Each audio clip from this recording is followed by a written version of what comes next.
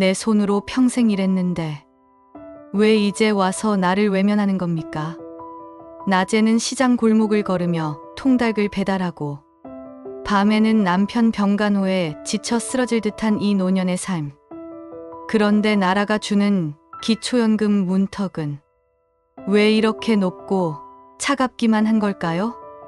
이 이야기는 열심히 살아온 수많은 어르신들이 복지 사각지대에 놓여 외로이 싸우는 현실을 담았습니다. 당신도 혹시 그 바람 없는 창문 너머로 스며드는 차가운 현실 앞에 서 있지는 않나요? 이야기를 시작하기 전 구독과 좋아요, 알림 설정 해주세요. 제1화 기초연금 안 된다고요? 어르신은 기초연금 대상자에서 제외되셨습니다. 그 말을 처음 들은 날 저는 말이 나오지 않았습니다. 도무지 무슨 말인지 이해가 되질 않았거든요. 70을 넘긴 나이에 기초연금 한번 받아보겠다고 신청서를 낸 게 벌써 한 달 전인데 결과가 고작 탈락이라뇨. 저는 지금까지 쉬지 않고 일만 했습니다. 무슨 부정수급자처럼 대하더군요. 서울 구로의 한반지하 집, 햇볕도 잘 안 드는 그 집에 살면서 저는 남편과 함께 40년 넘게 공장일, 청소일, 식당 허드레시를 해왔습니다. 남편은 10년 전 뇌경색으로 쓰러졌고 그때부터 저는 혼자 생계를 책임졌죠. 애들 셋 대학 보내느라 보험도 못 들고 노후 자금도 제대로 못 모았습니다. 기초연금이라는 게 있다는 걸 알게 된 건 동네 복지센터에서 우연히 전단지를 보고 나서였습니다. 만 65세 이상 어르신에게 월 최대 32만 원 지급. 그 문구를 보는 순간 가슴이 뛰었습니다. 32만 원이면 약값이랑 식비 걱정은 덜 수 있겠다 싶었거든요. 며칠을 고민하다가 구청에 찾아갔습니다. 서류가 뭐가 그리 많은지 주민등록등본, 건강보험 납부 내역서, 금융정보조회 동의서까지 내고 또 냈습니다. 직원은 심사 결과는 문자로 발송됩니다라고 하더군요. 그리고 오늘 그 문자 하나로 저의 희망은 뚝 끊겼습니다. 가구의 소득재산 수준이 기준을 초과하여 지급 대상에서 제외되었습니다. 문자에는 그렇게 써 있었어요. 기준 초과. 제가 무슨 대단한 부자라도 된답니까? 혹시나 싶어 구청에 다시 찾아갔죠. 담당자는 제 서류를 보며 이렇게 말하더군요. 어르신 명의의 시골 주택과 자녀분들 명의로 되어 있는 금융계좌 내역이 문제예요. 특히 자녀 명의 계좌에 어르신이 입금한 기록이 다 남아 있습니다. 그것도 재산으로 간주됩니다. 아니, 그게 무슨 말인가요? 제가 자식들 등록금, 결혼자금으로 보낸 돈인데 그걸 지금 제 은닉 재산처럼 보는 겁니까? 속이 뒤집혔습니다. 당장 당사자인 큰아들에게 전화했죠. 너 통장에 엄마가 넣은 돈, 그게 다 걸린대. 아, 그거 엄마가 알아서 넣으신 거잖아. 걔네들 동생들한테도 보내줬던 거 아니야? 그걸로 기초연금 못 받게 됐다니까. 엄마, 나라에서 그렇게 판단했으면 어쩔 수 없지. 괜히 나한테 화내지 마. 결국은 제 잘못이라는 겁니다. 제가 자식들한테 너희 걱정 말고 열심히 살아라 하면서 보낸 돈들이 이렇게 제 목을 조를 줄은 몰랐습니다. 남편은 말도 못하는 사람입니다. 그날도 옆방에서 가만히 누워 벽만 보고 있더군요. 사람이 너무 오래 아프면 말도 없어집니다. 그나마도 간병인이 일주일에 3번 와주는데 그 비용도 한 달에 60만 원입니다. 전에는 아파트 청소일이라도 했지만 무릎 관절이 안 좋아져서 이제는 그것도 어려워요. 간간히 재활용품 줍고 시장 통닭집에서 배달 알바하는 게 전부입니다. 비 오는 날 엘리베이터 없는 5층까지 치킨 들고 올라갔을 땐 숨이 차서 그대로 주저앉고 싶더군요. 그렇게 하루하루 버텨도 은행 잔고는 늘 바닥입니다. 며칠 전엔 복지센터에서 식료품을 나눠주는 날이었습니다. 줄을 서 있는데 제 앞에 앉아 계신 할머니가 그러시더군요. 나는 기초연금이랑 주거급여 다 받아. 이번 달엔 난방비도 나왔어. 할머니는 집도 있으시잖아요? 있지. 오래된 단칸방. 근데 배우자 소득도 없고 자식들도 연락 안 해. 다 그 기준 덕이지 뭐. 그 말을 듣고 참 묘한 기분이 들었습니다. 자식도 집도 아무것도 없어야 받을 수 있는 게 복지인가요? 집에 돌아와 거울 앞에 섰습니다. 주름투성이 얼굴에 희끗한 머리칼, 거기에는 열심히 살았다는 말밖에 붙일 게 없습니다. 하지만 지금의 저는 나라에서조차 안 된다고 말하는 사람입니다. 기준 밖, 대상자 아님. 그 한마디가 제 존재 자체를 부정하는 것처럼 느껴졌습니다. 내일도 통닭집에 나갑니다. 노란 배달 가방 메고 땀 흘려야 합니다. 그리고 다음 달이 되면 다시 구청을 찾아가 보렵니다. 혹시 몰라요. 다시 심사받을 수 있을지도. 그때까지는 버텨야죠. 이 나이에도 아직도 제2화 집 한 채 있다고 이게 죄인가요? 어르신, 시골집 한 채 있으시죠? 그게 재산으로 계산돼서 기준을 초과하신 거예요. 구청 복지과 직원의 말은 담담했습니다. 마치 사과도 동정도 할 이유가 없다는 듯한 말투였죠. 하지만 제 입장에서는 그 말이 날카로운 칼날처럼 들렸습니다. 제가 가진 전 재산은 충남 예산에 있는 30년 된 집 한 채. 남편이 아프기 전에 살던 곳이죠. 기와장 몇 장은 깨지고 벽에는 곰팡이가 번져 있고 창틀은 비바람에 썩어 들어가고 있습니다.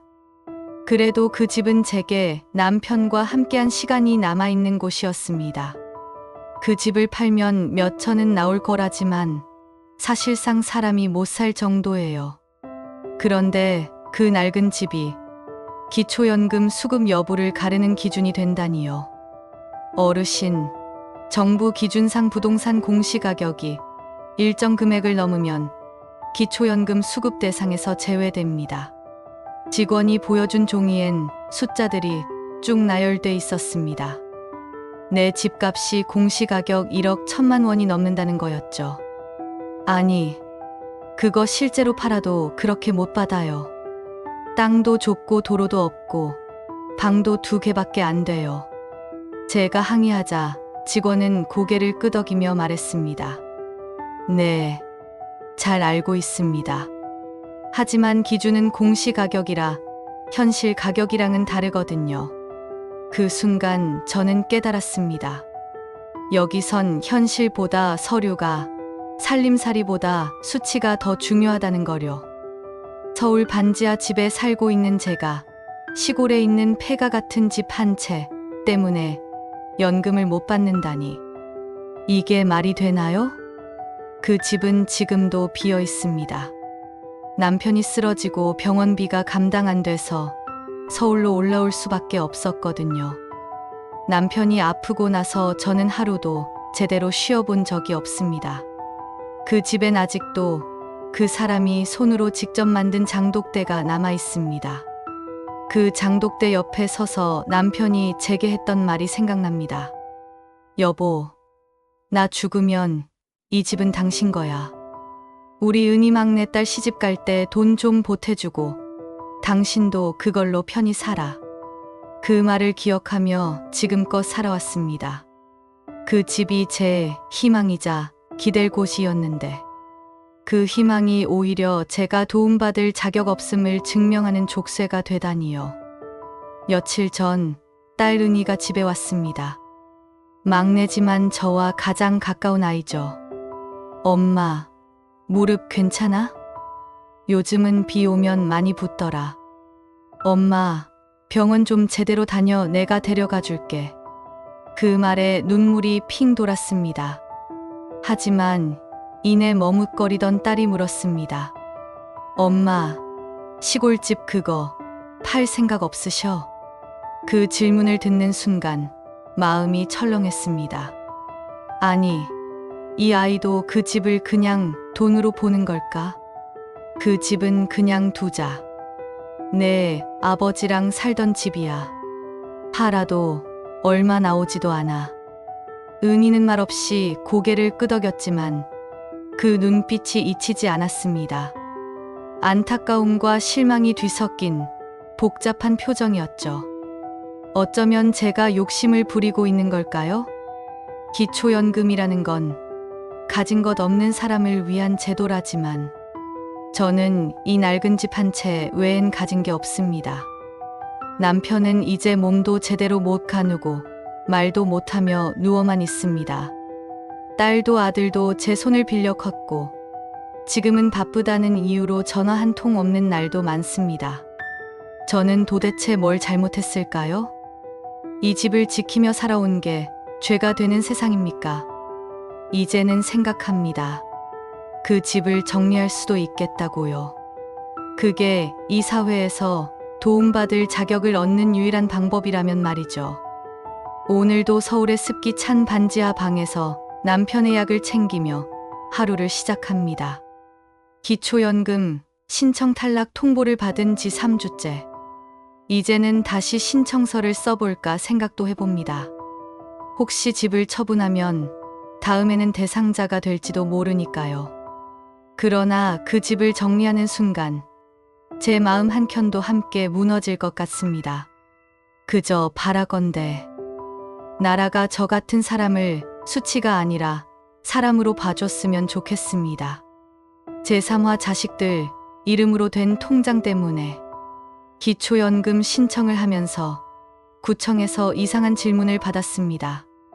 어르신, 혹시 자녀 명의로 통장 만들어 두신 거 있으세요? 처음엔 무슨 소린가 싶었습니다. 제 이름으로 된 통장도 몇 개 없고 돈도 별로 없는데.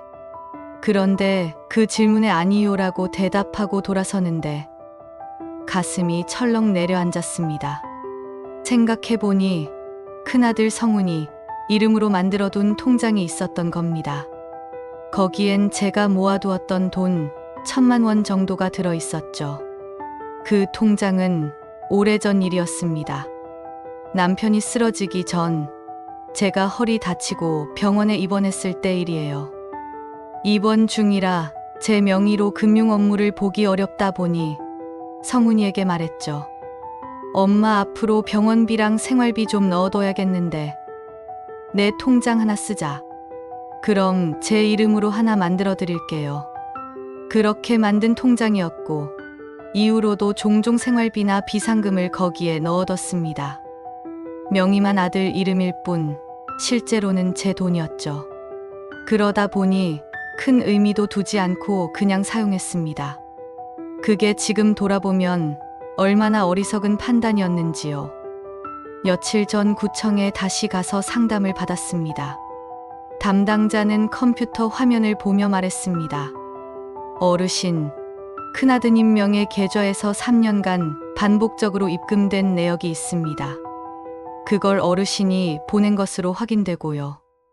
이 통장은 어르신의 은닉 재산으로 간주됩니다.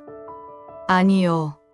그건 제 돈인데 제가 제 아들 통장에 그냥 보관해둔 거예요. 예. 어르신 심정은 이해합니다. 하지만 자녀 명의의 금융계좌를 통해 자산을 관리하는 경우 그 돈도 가족 전체의 재산으로 계산됩니다. 말문이 막혔습니다. 사기꾼도 아닌데 은닉이라니요. 집에 돌아와 아들에게 전화를 걸었습니다. 성훈아, 너 통장 그거 엄마 기초연금 심사에서 문제됐대. 아, 그거요? 엄마가 알아서 입금하셨잖아요. 그거 나중에 돌려드릴 거였는데 이젠 없어요. 없다고? 네. 저희의 학원비랑 집 보증금 이사비로 다 썼어요. 엄마 돈인 줄은 알지만 그걸로 저희도 겨우 살았어요. 그 말에 더는 아무 말도 못했습니다. 밤새 잠이 오지 않았습니다. 아들에게 화가 난다기보단 제가 저 자신이 너무 미웠습니다. 왜 나는 항상 이렇게 살았을까요? 자식들 힘들다 하면 내거 내놓고, 자식들 급하다고 하면 모은 돈도 줬습니다. 그 돈이 내 노후를 위한 마지막 안전망이었다는 걸 알면서도요.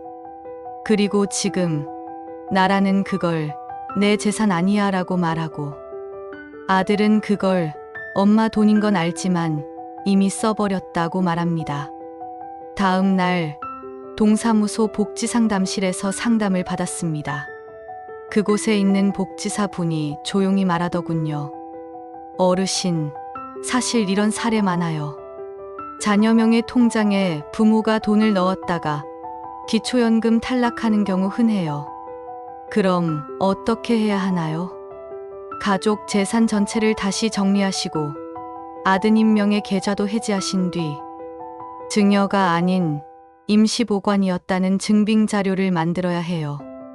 그런데 쉽지는 않아요. 혹시 그래도 다음에 다시 신청할 수는 있을까요? 네. 6개월이나 1년 뒤에 재심사 요청은 가능해요. 그때는 상황이 달라져 있을 수 있죠. 그 말을 듣고 저는 고개를 끄덕였습니다. 비록 당장은 안 되더라도 다시 도전해봐야겠다고 생각했거든요. 집에 돌아와 저는 제 서랍을 뒤졌습니다. 그리고 그 통장 복사본과 입금 내역이 담긴 수첩을 꺼냈습니다. 거기에는 제 손글씨로 날짜와 금액이 적혀 있었습니다. 2021년 4월 18일 통장에 50만 원 입금. 성훈이 통장. 2021년 6월 1일 시장 알바비 20만 원 입금. 병원비 대비. 그 메모들을 보며 울컥했습니다. 저는 평생 제 이름보다 자식들 이름을 먼저 써왔습니다. 그게 사랑이라고 믿었고 가족이라는 이름으로 당연한 줄 알았습니다. 그런데 그게 이렇게 자격 박탈의 이유가 될 줄은 몰랐습니다. 며칠 후 저는 큰 마음 먹고 성훈이를 불렀습니다. 너 그 통장 앞으로 엄마 앞으로 다시 정리해줘. 엄마, 이제 더는 그렇게 못 살겠다. 성훈이는 조용히 고개를 끄덕였습니다. 그리고 말했습니다. 엄마, 미안해요. 저도 애 키우면서 몰랐어요. 엄마가 이렇게 힘든 줄은. 그날 밤 아들은 제 통장을 만들어줬습니다. 그리고 자기가 쓴 금액 일부라도 다시 채워주겠다고 약속했습니다. 그날 이후 저는 다시 기초연금 신청 서류를 정리하고 있습니다. 이번에는 포기하지 않을 생각입니다. 자식들 이름으로 사는 인생은 이제 그만 끝내야 하니까요. 제 이름 석자로 버텨온 세월. 이제 그 이름으로 나에게 자격을 찾아야 할 시간입니다. 제사화 70인데도 아직 일해야 하네요. 새벽 5시. 알람보다 먼저 눈을 떴습니다. 몸보다 먼저 깨어나는 건 통증입니다. 오른쪽 무릎은 욱신거리고 허리는 뻣뻣하게 굳어있죠. 하지만 누워있을 시간이 없습니다. 남편의 약을 챙기고 씻기고 죽 한 그릇 떠먹여야 하루가 시작되니까요. 그 사람은 이제 말도 못합니다. 눈빛으로 대답할 뿐이죠. 응도 고마워도 없습니다. 그저 제 눈을 바라보다 이내 고개를 떨굽니다. 그렇게 하루가 시작됩니다. 70이라는 나이가 무색할 만큼 저는 아직 현역입니다. 정식 직장은 아니지만 저는 통달 배달을 합니다. 누가 70 넘은 노인을 배달로 써주겠냐고요? 알바 공고에 연령 제한 없음이라 써 있어서 연락했더니 통닭집 사장님이 한참을 망설이다가 그러더군요. 진짜 하시겠어요? 비 오면 미끄러워요. 엘리베이터 없는 데도 많고. 괜찮아요. 전 오래 걸어봤어요.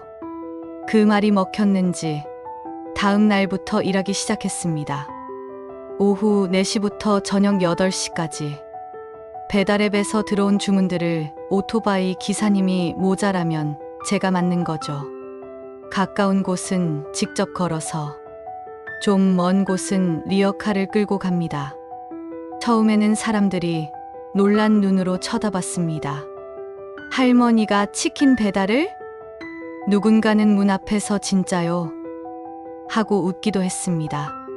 하지만 저는 그 웃음마저도 익숙해졌습니다. 배달을 마치고 돌아오는 길, 두 무릎에 파스를 붙입니다. 손가락은 비닐장갑 탓에 벌겋게 부어오르고, 오래 선 자세로 걷다 보면 종아리가 단단히 굳습니다. 하지만 그 일로 하루에 2만 원, 많이 벌면 3만 원까지도 됩니다. 그 돈이면 남편 약값 한 주치, 마트에서 고기 한 근, 요양보호사 아주머니 하루 인건비의 반을 충당할 수 있죠. 이게 제가 아직도 일하는 이유입니다. 며칠 전 배달하던 중 계단에서 미끄러졌습니다. 한 손에는 치킨 봉지, 한 손에는 현관문 비밀번호가 적힌 쪽지를 들고 있었는데 4층에서 내려오다가 삐끗했죠. 그대로 철퍼덕. 무릎이 먼저 바닥에 닿고 손바닥이 까졌습니다. 할머니, 괜찮으세요? 주문한 젊은 부부가 깜짝 놀라 뛰쳐나왔습니다. 남편은 택배를 받듯 치킨을 받아들었고 아내는 저를 부축해줬습니다. 이렇게 위험하게 다니시면 안 돼요. 아드님이나 따님은 뭐 하세요? 왜 어르신이 배달을? 그 말에 대답하지 않았습니다. 할 말이 없었거든요. 자식들, 큰아들은 회사 일로 바쁘고, 둘째는 지방에 살고, 막내딸은 맞벌이에 애 키우느라 힘들다 합니다. 그리고 이 배달 일도 자식들에겐 말하지 않았습니다. 알면 뭐라고 할까요? 엄마, 이제 그만해. 우리도 힘들지만 모시긴 해야지. 그러고는 한두 번 찾아오다 연락이 뚝 끊기겠죠. 저는 지금까지 폐 끼치지 않기 위해 살아왔습니다. 그래서 지금도 일합니다. 비 오는 날 발목까지 젖은 운동화로 배달을 나섭니다. 그리고 돌아와서는 남편의 기저귀를 갈고 약을 챙깁니다. 그 사람은 말은 못해도 제가 문을 열고 들어서면 눈을 맞춰줍니다. 그게 하루의 보람입니다. 구청 복지상담실을 다시 찾았습니다.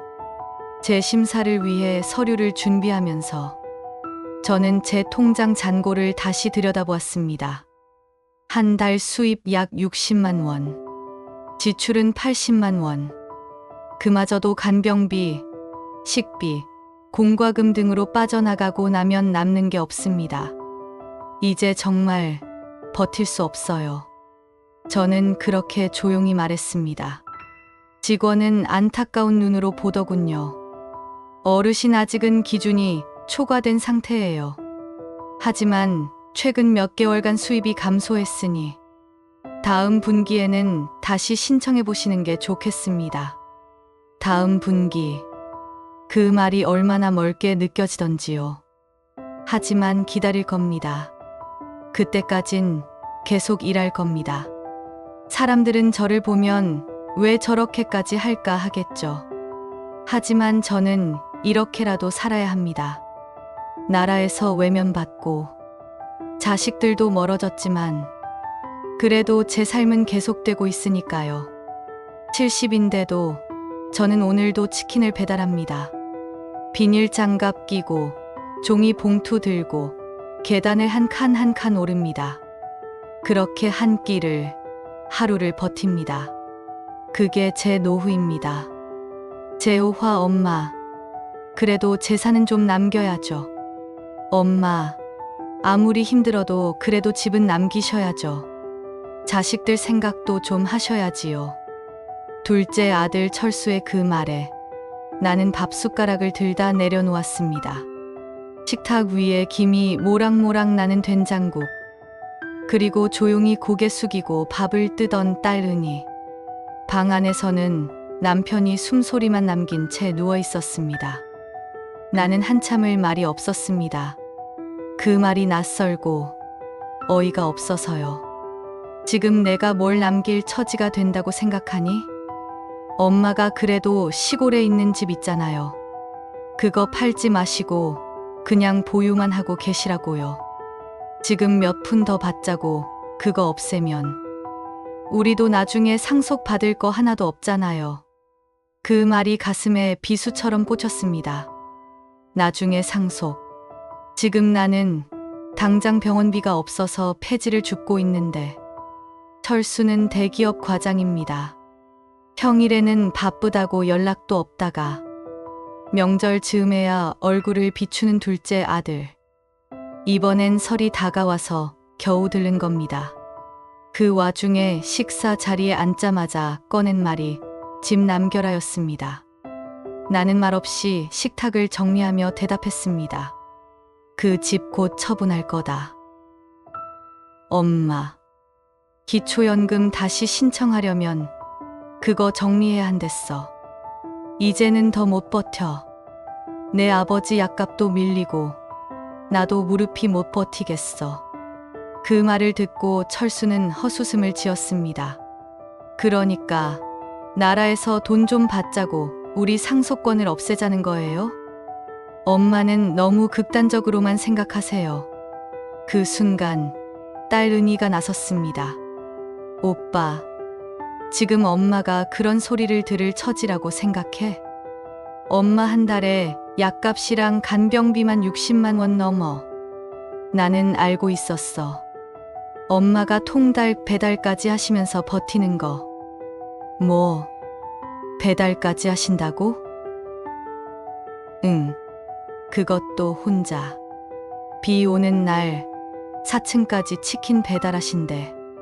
그제야 철수는 입을 다물었습니다. 말이 없던 그 순간이 더 씁쓸하게 느껴졌습니다. 자식이라는 존재가 한때는 내 삶의 전부였습니다. 그 아이들을 위해 새벽같이 일어나 도시락을 싸고 허리 아파도 빨래를 돌리고 등록금이 없으면 보험 해지하고 신혼집에 보탤 돈이 없으면 적금을 깼습니다. 그렇게 평생을 살아온 제가 이제야 기초연금 한 줄 받아보겠다고 했을 때 자식이 던진 말은 집은 남겨야죠였습니다. 다음 날 나는 오래 묵혀둔 상자 하나를 꺼냈습니다. 시골집 사진과 남편과 함께했던 장독대 옆 풍경, 그리고 부동산 공인중개사 명함 몇 장. 나는 마음을 굳혔습니다. 그 집을 내놓기로. 남편과 함께했던 그 집을 떠올릴 때마다 가슴이 찢어질 듯 아프지만 지금 내가 살고 있는 이 현실이 그 기억보다 더 냉정하고 춥습니다. 며칠 후 은희가 전화를 했습니다. 엄마, 오빠가 미안하다고 하더라. 말이 너무 앞섰다고. 그래, 그 아이는 원래 그런 아이니까. 그래도 엄마, 그 집 파는 거 너무 서두르진 마. 내가 좀 더 도와볼게. 됐다. 너도 내 애 키우랴, 맞벌이 하랴 얼마나 힘드니. 엄마는 이제 나 스스로 챙기려 한다. 그날 밤 거울 앞에 섰습니다. 손에는 남편의 약봉지가 들려 있었고 그 옆엔 이번 달 간병비 영수증이 놓여 있었습니다. 남기고 가는 게 중요하던가요? 살아있는 지금 견디고 버티는 게 더 급한 일 아닐까요? 내 노후는 남길 유산이 아니라 살아내야 할 하루하루입니다. 그래서 저는 오늘 그 집을 팔기 위한 상담을 예약했습니다. 아마도 다음 달쯤엔 그 집을 떠올릴 수 있는 마지막 시간이 오겠죠. 그 집을 떠나보내면 기초연금 재심사에 통과될지도 모릅니다. 그땐 저도 조금은 덜 미안한 노년을 살 수 있을까요? 제육화 나랏돈은 가진 사람만 받나요? 정순 씨, 나 이번 달에 기초연금 올랐어. 이제 33만 원 넘게 들어와.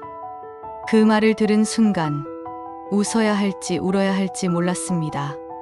함께 재래시장에서 반찬 장사를 했던 윤옥이 언니. 오래전 단칸방 살던 시절부터 서로의 사정을 너무나도 잘 아는 사이죠. 그 언니가 기초연금을 받는다니 솔직히 놀랐습니다. 왜냐고요? 그 언니도 저랑 비슷하게 살았거든요. 아니, 어떤 면에서는 저보다 더 형편이 괜찮아 보였으니까요. 언니, 그거 어떻게 된 거야? 나도 신청했다가 탈락했는데. 정순 씨도. 왜? 시골에 집 한 채 있어서 그렇대. 자식 통장에 돈 좀 넣은 것도 문제됐고. 에이, 나도 시골에 집 있어. 근데 난 배우자도 없고 자식들 연락도 안 해. 그래서 그런가 봐.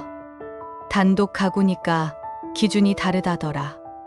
그 순간 머리를 한 대 얻어맞은 것 같았습니다. 결국 그 차이였습니다. 남편이 살아있다는 이유, 아이들과 연락하고 산다는 이유, 그게 나를 재산이 있는 사람으로 만든다는 거였죠. 그날 밤 종이 위에 써봤습니다. 윤옥 언니, 단독 가구, 시골집 있음, 자식 연락 없음, 기초연금 수령 중, 나정순, 배우자 있음 중증질환, 시골집 있음, 자식과 왕래 있음, 기초연금 탈락, 똑같이 집 하나 있고 벌이도 비슷하고 심지어 윤옥 언니는 건강해서 파출부 일도 합니다. 그런데 언니는 지원 대상자, 나는 대상 아님. 이게 도대체 무슨 기준입니까? 며칠 후 다시 구청 복지과를 찾았습니다. 2번 거절당하고도 또 갔습니다. 왜 나는 안 되고 윤옥 언니는 되냐고요? 똑같이 집 하나 있고 형편도 비슷한데. 직원은 고개를 끄덕이며 말했습니다. 어르신, 복지제도는 가구 단위로 심사합니다. 배우자와의 합산 소득과 재산이 기준을 초과하면 탈락입니다. 자녀와의 금융거래도 고려 대상이고요. 그럼 이혼하거나 자식이랑 절연해야 연금을 받는 건가요?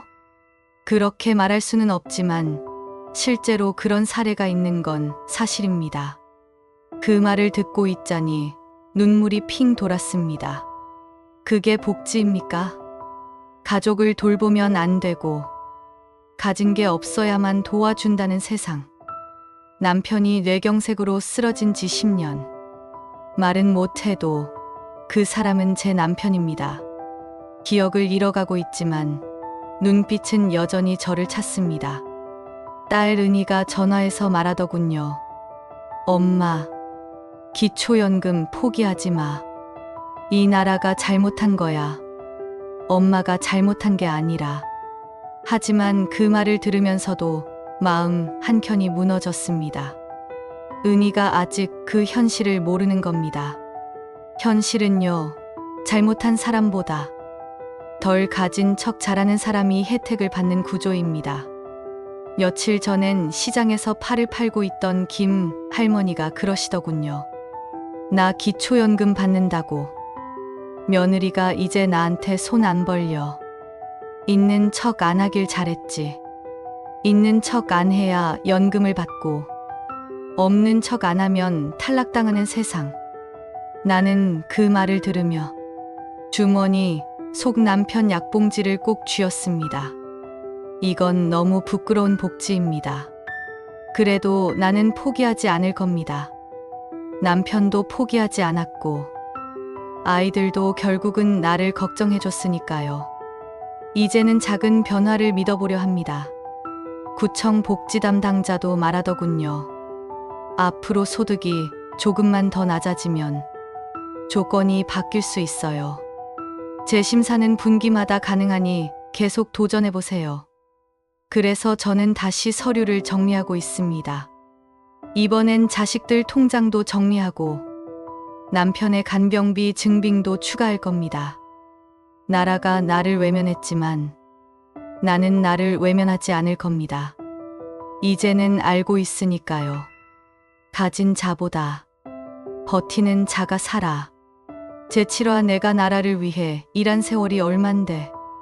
젊은 시절 나는 서울 성동구에 있는 봉제 공장에서 일했습니다.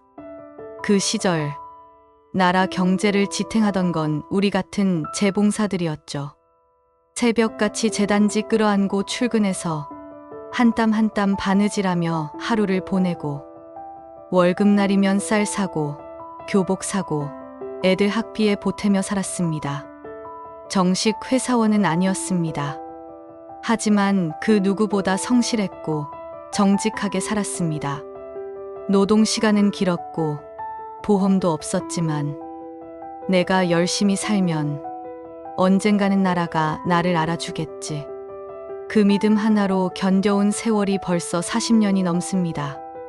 그런데 지금 나는 기초연금 대상자에서 제외됐습니다. 심사 결과 통보서를 다시 읽었습니다. 국민연금 수령액이 기준 이상으로 확인되어 기초연금 지급 대상에서 제외됩니다. 눈앞이 흐려졌습니다. 국민연금이라고요? 그 연금 한 달에 41만 원 받습니다. 그게 많다고요? 국민연금은 내가 매달 꼬박꼬박 낸 돈입니다. 그것도 봉제하면서 하루 12시간 넘게 미싱 돌려가며 버텨서 낸 돈이었습니다. 그런데 지금 그 돈이 너무 많다고 합니다. 그 41만 원으로는 남편 약값도 못 냅니다. 지금은 중풍으로 거동도 못하고 기저귀값만 해도 한 달에 20만 원이 넘습니다. 겨울에는 난방비 걱정에 보일러도 틀지 못합니다. 그런데 그 41만 원이 많다고요? 구청에 가서 항의했습니다. 아니, 내가 낸 국민연금이 왜 벌이 되냐고요. 그걸 내가 잘 살아서 받는 것도 아니잖아요. 직원은 미안한 얼굴로 말했습니다. 어르신 심정은 이해하지만 기초연금은 중복수급 제한이라는 규정이 있습니다. 국민연금이 일정 금액 이상이면 그 자체가 소득으로 계산돼요. 그럼 열심히 일해서 연금 탄 사람은 손해보라는 겁니까? 죄송합니다. 어느 날 같은 건물 2층에 사는 박 할머니가 말을 걸었습니다. 정순 씨, 혹시 기초연금 받아? 아니요. 국민연금 있어서 탈락했어요. 나도 국민연금 있거든. 한 달에 29만 원 나와. 그런데 나는 기초연금 10만 원 추가로 더 받는다. 그 말을 듣고 너무 놀랐습니다. 왜요? 왜 그분은 되고 나는 안 돼요? 알고 보니 그분은 국민연금 수령액이 기준선보다 낮아서 소액이라도 기초연금을 추가로 받고 있던 겁니다. 결국 문제는 내가 조금 더 많이 낸 탓이었습니다. 더 오래 일하고 더 많이 낸 사람이 손해를 보는 제도. 이게 나라입니까? 그날 밤 남편을 눕히고 혼자 방에 앉았습니다. 어두운 방 안, 노란 전등 불빛 아래에서 가만히 앨범을 꺼냈습니다. 20대 때 재봉틀 앞에 앉아있던 내 모습. 손엔 실밥이 묻어있고 웃고 있는 얼굴이 참 해맑았습니다. 그땐 몰랐습니다. 그 열심이 나중에 불이익이 될 줄은요. 며칠 후 나는 지역 노인회관에서 열린 복지 세미나에 갔습니다. 전문가가 이런 말을 하더군요. 현행 기초연금 제도는 국민연금 수령액과 연계되어 감액 또는 탈락되는 구조입니다. 결국 열심히 일해 연금을 많이 낸 분들이 오히려 역차별을 받게 되는 것이죠. 거기 있던 어르신들 대부분 고개를 끄덕였습니다. 그 중 어떤 분이 손을 들고 말했습니다. 그럼 우리는 뭘 잘못한 겁니까? 아무것도요. 다만 제도의 기준이 잘못된 거죠. 그 말을 듣고 또 눈물이 핑 돌았습니다. 그래도 나만 잘못 산 건 아니었구나. 세상이 잘못 만든 잣대에 우리가 상처 입고 있는 거였구나. 이젠 기대 안 하려 했습니다. 하지만 다시 마음을 다잡아야겠다고 생각했습니다. 내가 나라를 위해 평생 일한 그 시간은 절대 헛되지 않았다고. 누군가는 꼭 알아줄 거라고. 기초연금. 지금 당장은 못 받아도 괜찮습니다. 하지만 나는 기억하겠습니다. 열심히 산 사람이 손해보지 않는 세상이 돼야 한다는 거요. 언젠가는 진짜 복지가 성실 위에 세워지는 날이 오겠죠. 그날을 믿으며 내일도 남편의 약을 챙기고 묵묵히 살아갑니다. 제8호 할머니, 이건 복지 아니라 벌이에요. 할머니, 도와달라고 하려면 가진 거 없다고 하셔야 돼요. 안 그러면 그냥 탈락이에요. 그 말은 시장에서 알바로 만난 20살 청년 준석이가 한 말이었습니다. 어느 날 같이 파 붙이며 이런저런 얘기를 나누다 내가 기초연금 심사에서 2번 떨어졌다고 했더니 그 아이가 진지하게 말했습니다. 요즘은요, 없는 척해야 뭐라도 줘요. 엄마도 재산세 3만 원 낸 걸로 기초생활수급자 탈락했어요. 진짜 바보 같죠? 나는 그 말에 웃어야 할지 울어야 할지 몰랐습니다. 20살짜리 아이 입에서 복지 받으려면 없는 척 하라는 말이 나오는 세상이 돼버린 거죠. 그날 집에 와서도 그 말이 머릿속을 떠나지 않았습니다. 없는 척 해야 된다. 그럼 나는 지금까지 뭘 한 걸까요? 없는 척은커녕 없는 대로 살아온 사람입니다. 병원비 아끼려 남편 약을 반으로 나눠 먹이고 난방비 걱정에 패딩 입고 집 안을 다니고 통닭 배달에 시장 알바까지 하면서도 나도 나라에서 조금은 도와주겠지 믿었는데요. 그 믿음이 그냥 순진한 착각이었나 봅니다. 며칠 전 구청에서 상담받고 돌아오던 길 시장에 들러 반찬 몇 가지를 샀습니다. 그곳에서 또 준석이를 만났습니다. 할머니, 연금 다시 신청해 보셨어요? 응, 또 떨어졌어. 진짜 말도 안 돼. 그냥 통장에 돈도 없고 집도 없고 아무것도 없다고 하시지. 나는 피식 웃었습니다. 그게 마음대로 되면 얼마나 좋니? 내가 죽어도 지키고 싶은 집 하나 있는데 그게 가지고 있는 죄가 되더라. 요즘엔 진짜 있는 사람만 혜택 받는 것 같아요. 차라리 저희 엄마는 포기하자고 하더라고요. 도와달라는 것도 지치고 자존심 상한다고. 그 말이 콱 가슴에 박혔습니다. 도와달라는 것도 지치고 자존심 상한다. 그게 지금 제 마음이었습니다. 어릴 때부터 나는 도움을 받기보다 주는 사람이 되고 싶었습니다. 그래서 남편이 쓰러졌을 때도 자식들에게 의지하지 않으려고 버텼고 은퇴하고도 일자리를 찾아다녔습니다. 도움을 받는 건 부끄러운 게 아니다. 국가가 마련한 제도니까 권리로 당당히 신청하자. 그렇게 마음을 다잡았던 게 벌써 몇 년 전입니다.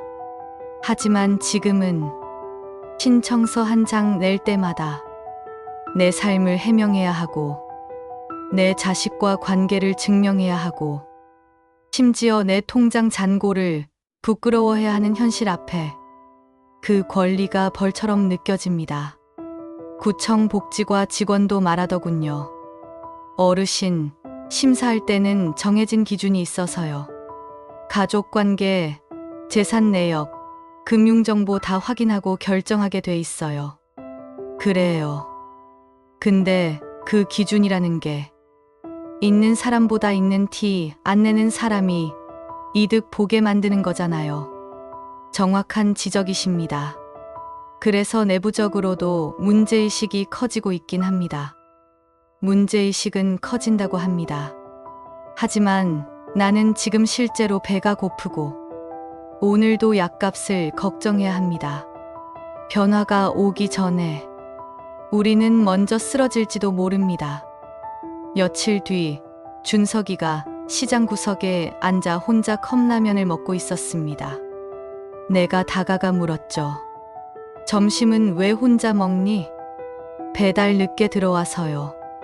엄마가 요즘 야근하셔서 도시락 못 싸주셨어요. 그래. 할머니가 반찬 좀 싸줄게. 나도 있는 티 좀 내보자. 그 아이는 활짝 웃었습니다. 그리고 말했죠. 할머니, 복지라는 게 그런 거 아닌가요? 서류 말고 마음으로 나누는 거요. 맞습니다. 복지라는 건 누군가를 서류로 판단하지 않고 마음으로 먼저 안아주는 것이어야 합니다. 국가의 손이 차가워도 그래도 누군가의 손길은 따뜻해야 하니까요. 오늘도 나는 다시 기초연금 신청서를 써봅니다. 비록 또 떨어질지라도 내가 틀린 게 아니라 세상이 잠시 등을 돌린 거라 믿고 말이죠. 재구와 엄마가 뭘 몰라서 그런 거예요. 엄마가 뭘 몰라서 그런 거예요. 제대로 알았으면 안 떨어졌죠. 막내딸 지윤이가 그 말을 꺼냈을 땐 나는 식탁에 앉아 방금 도착한 기초연금 탈락 통지서를 읽고 있었습니다. 벌써 3번째 탈락입니다. 신청서 내고 서류 보태고 상담도 받고 그렇게 몇 달을 기다렸는데 돌아온 건 기준 초과로 인한 수급 대상 제외라는 말 한 줄. 지훈이는 고개를 절레절레 저으며 말했습니다. 엄마가 통장 정리도 안 하고 공시지가 올라간 것도 모르고 요즘 복지제도 얼마나 까다로운데요. 정보력이 있어야죠, 정보력이. 그 말을 듣고 나는 멍하니 딸을 바라봤습니다. 아이가 틀린 말은 아니었습니다. 하지만 그 말투, 그 태도, 그 시선. 마치 엄마가 뭘 몰라서 이 고생을 하는 거다라는 식의 단정. 나는 잠시 숨을 고른 뒤 말했습니다. 그래. 엄마는 모른다. 공시지가도 모르고 금융거래 기준도 모르고 기초연금이 왜 나한테 안 나오는지도 아직 모르겠다. 근데 너는 그걸 알고 있으면서 왜 도와주진 않았니? 딸은 말이 없었습니다. 어딘가 불편해 보였고 결국 핸드폰을 만지작거리다 일어섰습니다. 그냥 엄마가 서류 하나하나 챙길 줄은 몰랐지. 다음엔 내가 도와줄게요. 하지만 나는 더 이상 그 말에 기대지 않기로 했습니다. 그 말이 진심이든 미안함이든 나는 이제 기대는 법을 잊고 싶었습니다. 솔직히 말하면 기초연금 제도는 너무 어렵습니다. 심사 기준은 매해 바뀌고 소득평가액은 단순 월급만이 아닙니다. 과거의 금융거래, 배우자의 연금 수령 내역, 재산의 공시지가, 자동차 소유 여부, 심지어 내가 손주에게 줬던 100만 원도 기록됩니다. 그 많은 조건 속에 나는 항상 기준을 조금씩 초과한 사람이었습니다.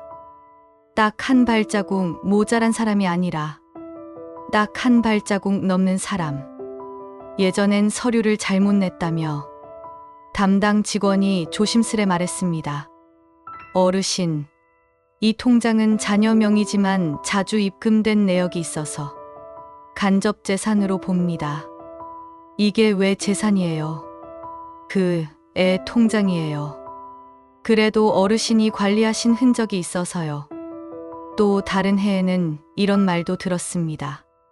작년에 시골집 공시지가가 올라서 재산 기준을 살짝 넘으셨어요. 팔지 않더라도 기준은 그대로 적용됩니다. 그 말을 들을 때마다 나는 내가 뭐라도 감춘 죄인처럼 느껴졌습니다. 나는 아무것도 숨기지 않았습니다. 다만 살아왔을 뿐입니다. 딸의 말처럼 정보력이 부족해서일 수도 있습니다. 하지만 나는 컴퓨터도 못하고 인터넷으로 서류도 못 띄우고 오직 발로 다니며 직접 확인해야 하는 세대입니다. 그걸 모른다고 탓할 수 있나요? 며칠 전 함께 배달 일을 하던 윤옥 언니가 그러더군요. 정순 씨, 기초연금은 힘센 사람이 받는 게 아니라 제도 잘 아는 사람이 받는 거래. 우리 같은 사람은 그냥 떨어지고 말지. 그 말에 나는 고개를 끄덕였습니다. 맞습니다. 정의가 아닌 요령, 형편이 아닌 행정력, 그게 지금의 제도라는 걸 이제는 받아들일 수밖에 없습니다. 그래도 나는 모른다는 이유로 포기하지 않겠습니다. 딸이 말했던 그날 밤, 나는 혼자 방 안에서 기초연금 안내 책자를 다시 펼쳤습니다. 작은 글씨 하나하나를 손가락으로 짚어가며 읽었습니다. 단독 가구의 경우 월 소득 인정액 기준, 부부 가구의 경우 합산 평가, 재산의 환산율은 1.04% 기준. 한 줄 한 줄이 어려웠지만 나는 끝까지 읽었습니다. 엄마가 뭘 몰라서 그런 거다. 그 말 맞습니다. 하지만 이제는 알고 있는 엄마가 되기로 했습니다.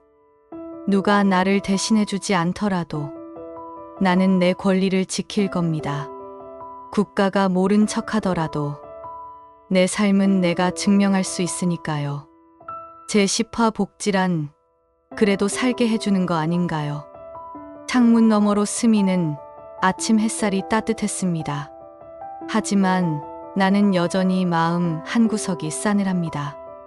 오늘도 기초연금 탈락 통지서를 손에 쥐고 그 글자를 다시 들여다봅니다. 국민연금 수령액 기준 초과로 지급 대상이 아닙니다. 몇 년째 같은 문구입니다. 이젠 익숙해졌지만 마음 한편의 무게는 여전합니다. 나는 생각합니다. 복지란 무엇일까요? 도움이 필요한 사람에게 힘이 되어주는 것? 그렇다면 이 제도는 과연 복지일까요? 남편이 뇌경색으로 쓰러지고 나는 하루하루 약값과 간병비를 걱정하며 살았습니다. 병원비를 감당하지 못해 눈물을 삼키고 기초연금이라도 받아보려 애썼지만 돌아온 건 탈락뿐이었습니다. 그럴 때마다 나는 복지라는 말이 어쩐지 먼 나라 이야기 같았습니다. 하지만 며칠 전 동네 복지관에서 다른 어르신들의 이야기를 들었습니다. 나는 국민연금 없어서 기초연금 받는데 그걸로라도 쌀 사고 약값 내고 있지. 복지란 결국 사람을 살게 하는 거야. 아프고 힘들 때 조금이라도 버틸 힘을 주는 거지. 그분들의 진솔한 말에 나는 깨달았습니다. 복지는 완벽하지 않아도, 차별이 있어도 누군가에게는 삶을 지탱하는 밑거름이 되고 있다는 것을. 나는 지금까지 나라에 기대어 살았지만 내 힘으로 버텼던 시간도 많았습니다. 통닭 배달을 하며 시장 반찬 가게에서 일하며 남편 약값을 직접 벌었습니다. 그걸 부끄러워하지 않으려 노력했습니다. 그렇기에 이젠 바라는 게 있습니다. 복지가 우리에게 단순한 지원이 아니라 삶의 존엄을 지켜주는 울타리가 되기를. 기초연금이 나만큼 힘든 이들에게 닿기를. 가지지 않은 자가 홀로 무너지는 일이 없기를. 오늘도 나는 다시 신청서를 작성합니다. 어쩌면 이번에도 떨어질지 모릅니다. 하지만 그래도 괜찮습니다. 그 과정 속에 나는 살아있다는 증거를 새깁니다. 복지는 그래도 우리를 살게 해주는 거라고 믿으며 마지막으로 이 이야기를 듣는 모든 분들께 전합니다. 힘들어도 포기하지 마세요. 우리의 하루하루가 누군가의 희망이 됩니다.